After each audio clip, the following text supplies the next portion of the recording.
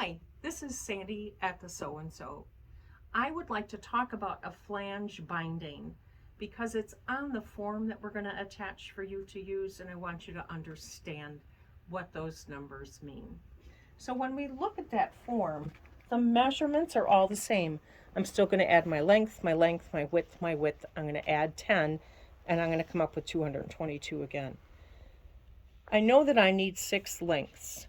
So rather than cutting them all 2.5, I'm going to cut 6 at 1 3/8 inch and 6 of a different color at 1 6/8 of an inch, which becomes the back.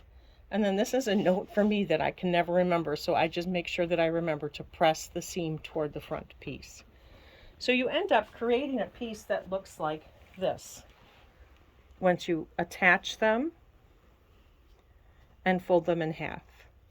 So I have one color binding here and another color binding here.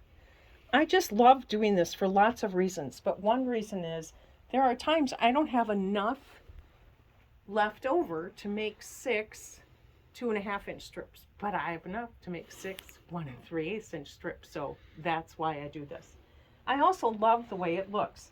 So you attach it just like any other regular binding, and you see that I get a matching one to my front, and when I flip it over, this strip matches my back.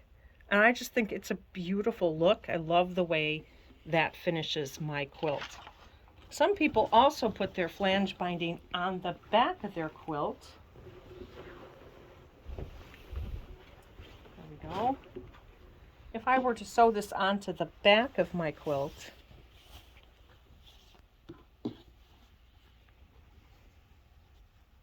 and then flip this around,